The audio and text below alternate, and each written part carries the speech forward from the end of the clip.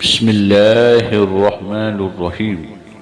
السلام علیکم ورحمۃ اللہ وبرکاتہ۔ میرے پیارے دوستو، یہ واقعہ کچھ اس طرح سے ہے۔ ایک مرتبہ حضرت علی رضی اللہ تعالیٰ عنہ کے یہاں فاقہ تھا، کھانے کو کوئی چیز میسر نہیں تھی۔ آپ رضی اللہ تعالیٰ عنہ نے اس موقع پر ایک رات کسی کے باغ کو پانی سینچ کر ڈالنے کی مزدوری کی، اور اس کام پر صبح کو باغ والے نے کچھ جو دیے۔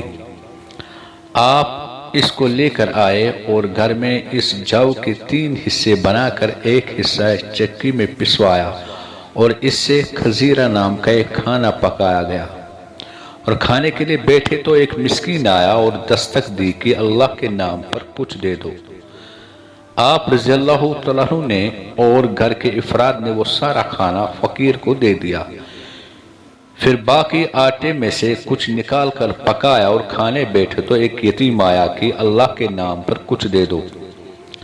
آپ نے یہ کھانا بھی اللہ کے نام پر اس یتیم کو دے دیا، اور آٹے کے آخری بچے ہوئے حصے کو لے کر اس کو پکایا اور کھانے بیٹھے تو ایک قیدی آیا اور سوال کیا، آپ نے یہ بھی اللہ کے نام پر دے دیا؟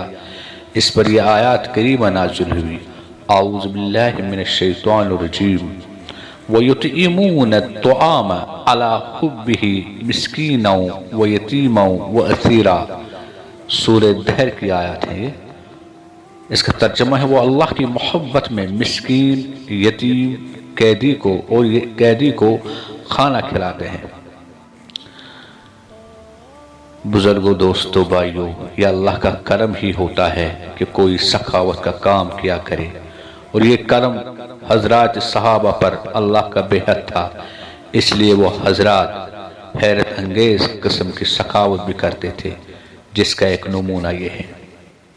پیارے دوستو، یہ ویڈیو آپ کو کیسے لگی کمنٹ باکس میں ضرور بتائیے، اور اس چینل کو سبسکرائب کیجئے اور شیئر کیجئے۔